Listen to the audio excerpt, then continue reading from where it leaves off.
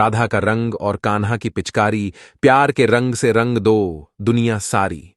यह रंग न जाने कोई जात न कोई बोली, मुबारक हो आपको रंगों भरी होली। हिंदू धर्म में होली का विशेष महत्व होता है और हिंदू पंचांग के अनुसार फाल्गुन मास की पूर्णिमा तिथि को होली का त्योहार मनाया जाता है।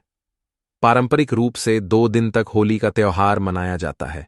पहले दिन होलिका जलाई जाती है, जिसे होलिका दहन कहते हैं, और दूसरे दिन लोग एक दूसरे को रंग अबीर गुलाल लगाते हैं।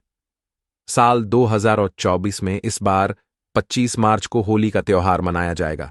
पंचांग के अनुसार इस बार होली के दिन चंद्र ग्रहण का साया भी रहने वाला है। 25 मार्च को सुबह 10:02 से लेकर दोपहर 3:02 तक चंद्र ग्रहण लगेगा, लेकिन यह चंद्र ग्रहण भारत में नहीं दिखाई देगा। ऐसे में इस ग्रहण का कोई भी सूतक हमारे देश में मान्य भी नहीं होगा और ग्रहण का कोई भी दोष प्रभाव नहीं पड़ने वाला है। पूर्णिमा तिथि प्रारंभ होगी 24 मार्च रविवार सुबह 9:56 से और समाप्त होगी 25 मार्च सोमवार की दोपहर 12 पर होली का दहन किया जाएगा। 24 मार्च रविवार को रात 11:01 से 12:32 के बीच में पूर्णिमा का उपवास भी 24 मार्च रविवार को ही रखा जाएगा और पूर्णिमा का स्नान दान 31 मार्च सोमवार के दिन किया जाएगा। होली से एक दिन पहले होली का दहन किया जाता है। मान्यता है कि इस दिन स्वयं को ही भगवान मान बैठे। हिरण्यकश्यप ने भगवान की भक्ति में लीन अपने ही पुत्र प्रहलाद को अपनी बहन होलिका के माध्यम से जिंदा जला देना चाहता, लेकिन भगवान ने अपने भक्त पर कृपा की और प्रहलाद के लिए बनाई गई चिता में स्वयं होलिका ही जलकर मर गई। इसीलिए इस दिन होलिका दहन की परंपरा है और होलिका दहन के अगले दिन रंग खेला जाता है, जिसे रंग वाली होली और दुल्हा भी कहते हैं। नियमों के अनुसार होली का दहन भद्रा के समय कभी नहीं करना चाहिए। भद्रा पूंज का समय 24 मार्च को शाम 6:03 से शाम 7:73 तक रहेगा और भद्रा मुख का समय रहेगा शाम 7:73 से रात 106 तक। हिंदू मान्यताओं के अनुसार होलिका दहन का मुहूर्त प्रदोष काल के दौरान अच्छा माना जाता है। कहते हैं जिस समय पूर्णिमा थी प्रबल और भद्रा समाप्त हो जाती है, वह समय सबसे अच्छा होता है। साथ ही होली का दहन के लिए सही मुहूर्त भी बहुत महत्व रखता है।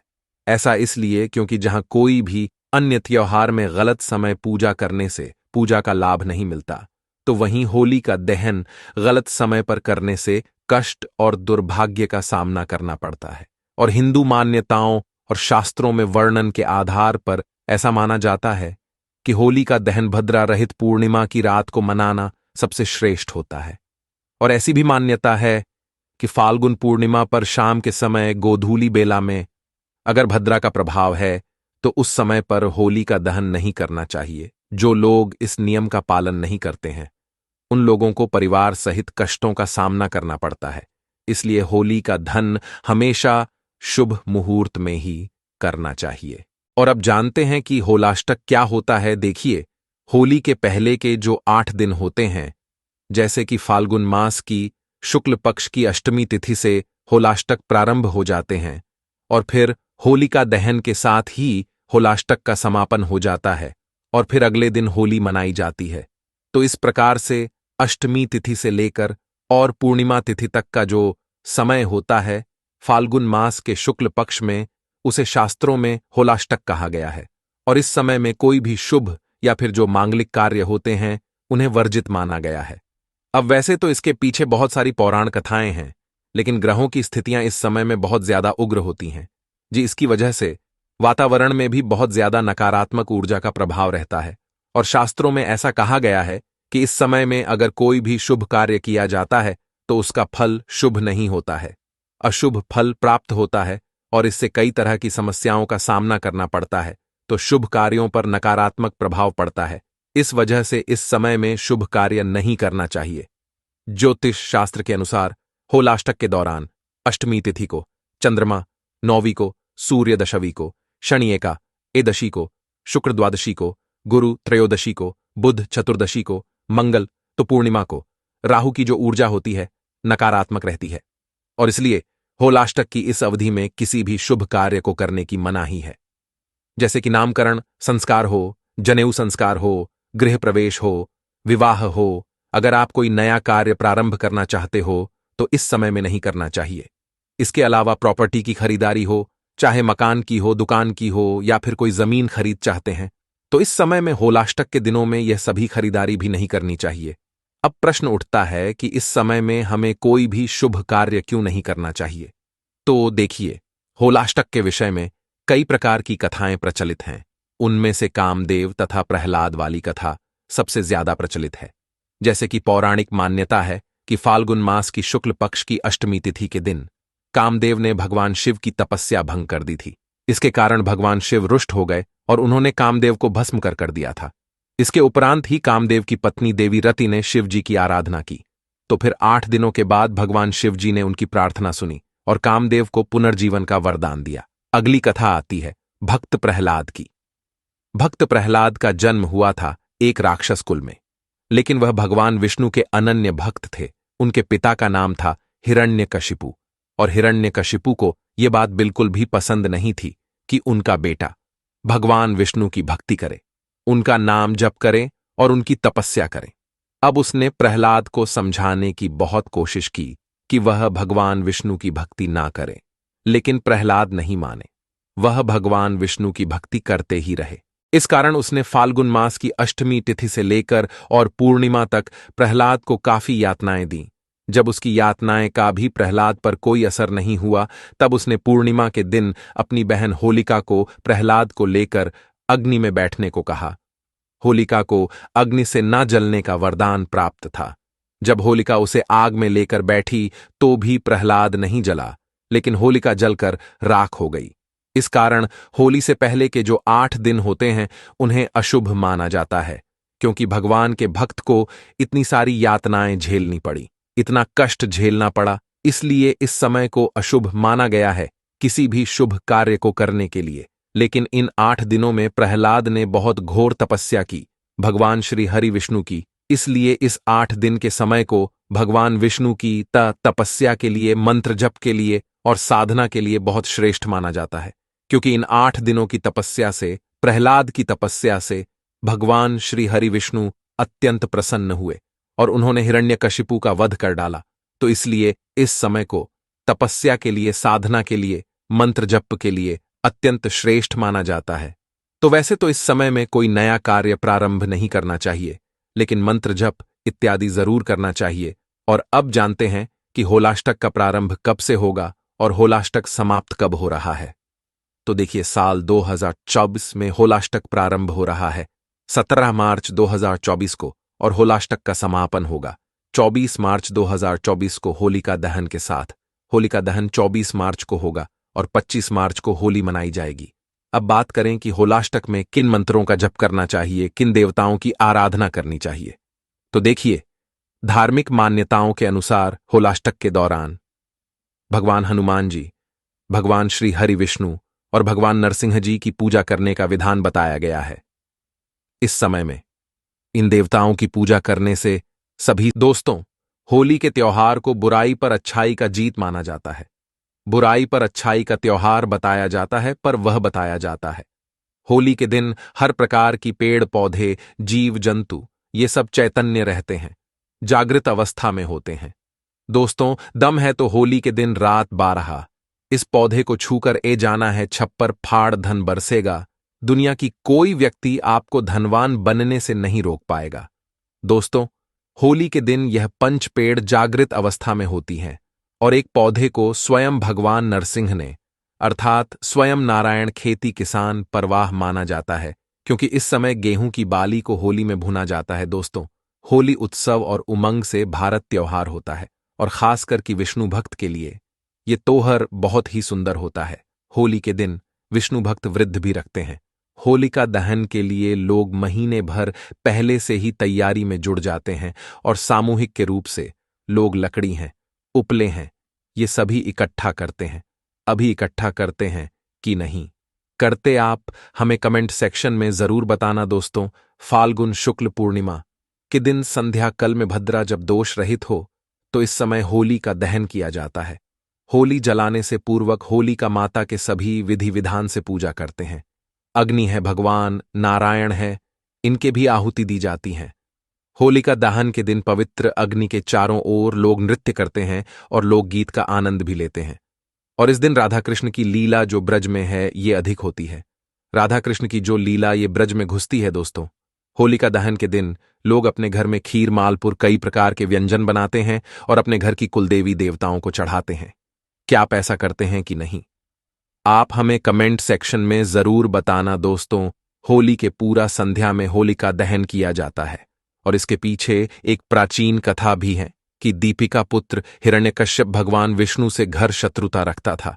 उसने अपनी शक्ति के घमंड में आकर के स्वयं ईश्वर कहना अपने आप को शुरू कर दिया और अपने राज्य में घोषणा कर दिए कि केवल उसी की पूजा की जाएगी और अपने राज्य में यज्ञ है, आहुति हैं, देवी देवताओं की पूजा करवाना बिल्कुल ही बंद कर दिया और संत पुरुषों को प्रताड़ित करने लगा। दोस्तों, हिरण्यकश्यप कपूर पुत्र भक्त प्रहलाद भगवान विष्णु का परम भक्त था। पिता के लग कहने के बावजूद भी भक्त प्रहलाद विष्णु की भक्ति में लिंग रहता था। हिरण्यकश्यप ने अपनी पुत्र को मरने भी कई बार कोशिश की, कई बार योजना बनाई, परंतु भगवान स्वयं उनकी रक्षा करते तो उसका बाल भी बांका नहीं कर पाया। आशु राजा की बहन होलिका को भगवान शंकर ने एक ऐसा चादर दी थी जिससे उड़ने पर अग्नि उसे जला नहीं सकती थी और इसका नाम क्या था? होलिका। होलिका उसे चादर को प्रहलादोन को गोद में लेकर के चिता पर बैठी थी। दोस्तों, प्राचीन समय की बात है। दिव्या योग से वह चादर उड़कर भक्त प्रहलाद के ऊपर में ए गई और होलिका के ऊपर से निकल गई, जिससे भक्त प्रहलाद की जान बच गए और होलिका माता जल गई। होलिका दहन के दिन होली जला करके रक्षा का जश्न मनाया जाता है। चलिए दोस्तों, मैं आप लोगों को इस वीडियो के माध्यम से बताने की प्रयास करूंगा कि ऐसे कौन सी पौधा है जिसे होली के दिन आपको इस पर से करके आना, छू करके आना है और इस पौधा को स्वयं नरसिंह ने आशीर्वाद दिया था। कैसा आशीर्वाद दिया था? थोड़ा सा कथा के माध्यम से बता डन। दोस्तों, मैं आगे बढ़ाने से पहले, जानकारी बताने से पहले सभी लोगों से निवेदन करना चाहूंगा, अभी तक वीडियो को लाइक नहीं किए तो वीडियो को लाइक जरूर करना, चैनल को सब्सक्राइब करना, साथ ही साथ इस वीडियो को ज्यादा से ज्यादा शेयर करना। प्राचीन ज्ञानी यूट्यूब चैनल नहीं, बल्कि आप सभी दर्शकों का परिवार है। आप हमारे वीडियो को देख रहे हैं, आप हमारे विवर्तानी, बल्कि आप हमारे परिवार के हिस्से हैं। आप हमारे परिवार के लोग हैं। जो भी मैन में डाउट है, जो भी समस्याएं, जो भी प्रॉब्लम है, कमेंट बॉक्स में बिल्कुल ही पूछिए। ऑनलाइन आने पर हमारे द्वारा या हमारे टीम के द्वारा बिल्कुल आपकी मदद की जाएगी। और हां, कमेंट बॉक्स में ओम नमो भगवते वासुदेव लिखना ना भूलना, और आप चाहे तो हैप्पी होली भैया भी लिख सकते हैं। तो दोस्तों, जिस पौधे की मैं बारे में बताने जा रहा हूं, इस पौधे को स्वयं नरसिंह ने आशीर्वाद दिया था। जब भगवान नरसिंह हिरण्यकश्यप को मार दिए तो देखिए, असुर रूपी हिरण्यकश्यप को मरने के बाद, क्योंकि भगवान ने नाखून के माध्यम से हिरण का शव को नरसिंह देव ने मारा था और भगवान नरसिंह जी के नाखून में हिरण्यकश्यप को मरने के बाद असुर रूपी रक्ता उनके हाथ में बहुत ही खुजली करने लगे। जब असुर रूपी रक्ता उनके हाथ में खुजली करने लगे, प्रभु नरसिंह के हाथ में खुजली करने लगे, तो नरसिंह जी ने अपने खुजली को शांत करने के लिए एक वृक्ष है, जिस वृक्ष पर अपने नाखून को गढ़ दिए। इसे नरसिंह जी के खुजली तो शांत हो गया, लेकिन वह वृक्ष दर्द से का रहा आने लगे और उसे वृक्ष ने प्रार्थना की, भगवान आपने अपने तो खुजली शांत कर दिए और ये असुर रूपी जो रक्त है ये हमारे पेड़ में हम पर हमला करके छोड़ दी, इसे हम अशुद्ध हो गए। और ही प्रभु, आपने जो नाखून गाने इसके पीड़ा हमें दिन प्रतिदिन सताएंगे, हमें इनकी पीड़ा सहाना नहीं हो रही है। प्रभु, आप हमें इन पीड़ा से मुक्ति दिलाए। इस प्रकार से प्रार्थना करने पर उसे वृक्ष की जब प्रार्थना हुई तो भगवान नरसिंह ने उसे वर्षों को आशीर्वाद दिया कि ही वृक्ष, मैं तुम्हें आशीर्वाद देता हूं, जब भी होली के समय आएगा, होलिका के दिन और पूर्णिमा के दिन मैं तुम पर निवास करूंगा। और पूर्णिमा के दिन और होलिका के दिन जो होली जलाया जाए, होली का दिन, उसे दिन इस वृक्ष पर स्वयं भगवान नरसिंह माता पद्मा के साथ में, अर्थात माता लक्ष्मी जी के साथ में निवास करते हैं। दोस्तों, ऐसा माना जाता है कि इस दिन अगर सच्चे मैन से पूरे भाव के साथ इस वृक्ष से प्रार्थना किया जाए, इस वृक्ष से निवेदन किया जाए, तो ये आपकी सभी प्रकार के पाप हैं, दोष हैं, कष्ट हैं, कला हैं, उसे समाप्त कर देंगे। लेकिन इस वृक्ष को छूने से पहले कुछ नियम है। इस नियम का पालन करना जरूरी है और आपको इसका 100% लाभ ही मिलेंगे। दोस्तों, इस वर्षों को छूने से पहले आपको अपने घर से एक नारियल लेकर जाना है और पंच बतासे लेकर के जाना है। करना क्या है? आपको पंचबतासे लेना है और एक नारियल लेना है और एक लाल का कपड़ा लेना है। लाल की कपड़ा ना मिल पाने पर अब जो है चुनरी भी ले सकते हैं। दोस्तों, एक नारियल को इस वृक्ष को भेंट करना है और पंच आपने जो बतासे रखे हैं उसे डन में या फिर अब जो है गुलाब जो पत्ते हैं आप उसमें दल सकते हैं। एक पत्ते का डोना बना लीजिए और इस वृक्ष के नीचे में रख दीजिए। दिव्या योग से वह चादर उड़कर भक्त प्रहलाद के ऊपर में ए गई और होलिका के ऊपर से निकल गई, जिससे भक्त प्रहलाद की जान बच गए और होलिका माता जल गई। होलिका दहन के दिन होली जला करके रक्षा का जश्न मनाया जाता है। चलिए दोस्तों, मैं आप लोगों को इस वीडियो के माध्यम से बताने की प्रयास करूंगा कि ऐसे कौन सी पौधा है जिसे होली के दिन आपको इस पर से करके आना, छू करके आना है और इस पौधा को स्वयं नरसिंह ने आशीर्वाद दिया था। कैसा आशीर्वाद दिया था? थोड़ा सा कथा के माध्यम से बता डन। दोस्तों, मैं आगे बढ़ाने से पहले, जानकारी बताने से पहले सभी लोगों से निवेदन करना चाहूंगा, अभी तक वीडियो को लाइक नहीं किए तो वीडियो को लाइक जरूर करना, चैनल को सब्सक्राइब करना, साथ ही साथ इस वीडियो को ज्यादा से ज्यादा शेयर करना। प्राचीन ज्ञानी यूट्यूब चैनल नहीं, बल्कि आप सभी दर्शकों का परिवार है। आप हमारे वीडियो को देख रहे हैं, आप हमारे विवर्तानी, बल्कि आप हमारे परिवार के हिस्से हैं। आप हमारे परिवार के लोग हैं। जो भी मैन में डाउट है, जो भी समस्याएं, जो भी प्रॉब्लम है, कमेंट बॉक्स में बिल्कुल ही पूछिए। ऑनलाइन आने पर हमारे द्वारा या हमारे टीम के द्वारा बिल्कुल आपकी मदद की जाएगी। और हां, कमेंट बॉक्स में ओम नमो भगवते वासुदेव लिखना ना भूलना, और आप चाहे तो हैप्पी होली भैया भी लिख सकते हैं। तो दोस्तों, जिस पौधे की मैं बारे में बताने जा रहा हूं, इस पौधे को स्वयं नरसिंह ने आशीर्वाद दिया था। जब भगवान नरसिंह हिरण्यकश्यप को मार दिए तो देखिए, असुर रूपी हिरण्यकश्यप को मरने के बाद, क्योंकि भगवान ने नाखून के माध्यम से हिरण का शव को नरसिंह देव ने मारा था, और भगवान नरसिंह जी के नाखून में हिरण्यकश्यप को मरने के बाद असुर रूपी रक्ता उनके हाथ में बहुत ही खुजली करने लगे।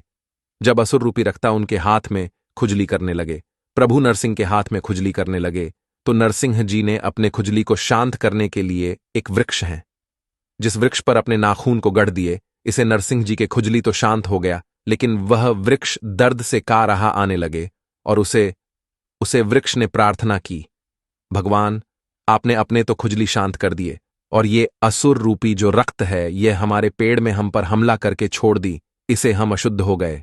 और ही प्रभु, आपने जो नाखून गाने इसके पीड़ा हमें दिन प्रतिदिन सताएंगे, हमें इनकी पीड़ा सहाना नहीं हो रही है, प्रभु आप हमें इन पीड़ा से मुक्ति दिलाए। इस प्रकार से प्रार्थना करने पर उसे वृक्ष की जब प्रार्थना हुई तो भगवान नरसिंह ने उसे वर्षों को आशीर्वाद दिया कि ही वृक्ष, मैं तुम्हें आशीर्वाद देता हूं, जब भी होली के समय आएगा, होलिका के दिन और पूर्णिमा के दिन मैं तुम पर निवास करूंगा, और पूर्णिमा के दिन और होलिका के दिन जो होली जलाया जाए, होली का दिन, उसे दिन इस वृक्ष पर स्वयं भगवान नरसिंह माता पद्मा के साथ में, अर्थात माता लक्ष्मी जी के साथ में निवास करते हैं।